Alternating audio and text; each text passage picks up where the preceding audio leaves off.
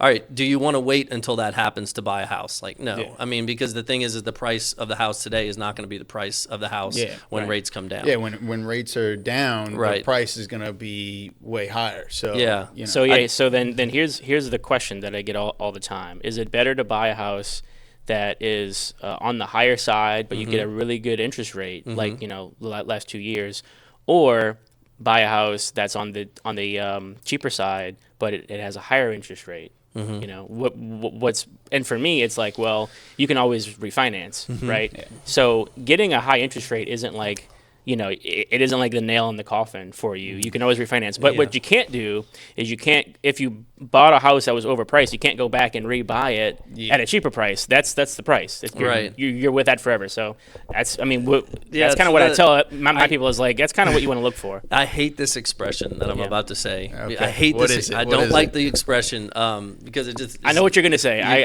Let me hear it. You can marry the house and date the rate. Yeah. Is that right? I don't like the expression, but it's it. But to help people understand it, so like as soon as you buy the house, you're locked into the price that you paid. So in the future, when you sell it, it's going to be relative to the price that you paid for it. Okay. The interest rate can change at any time. There's nothing stopping you from refinancing at any time. So, somebody says, all right, well, if I wait next year, I could save $150 a month if the rate goes down to this. And I was like, okay.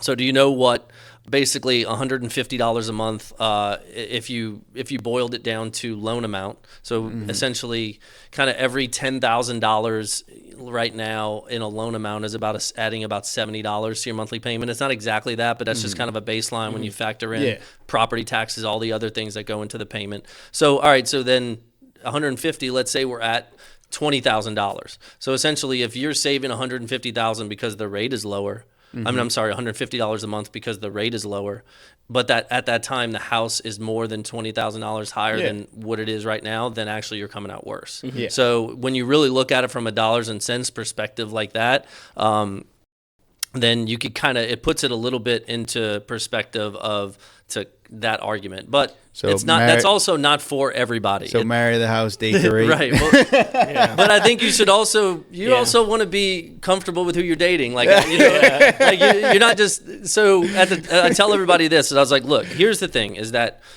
this is not going to be your payment forever. You do have the opportunity to refinance later. We do know what the cost of the house is right now, though. What you could get the house. This is not going to be your payment forever. However, this is your payment for without an end date. We don't know when this is not going to be your payment. So be comfortable with what this number is and just know that we can improve your financing terms at any time.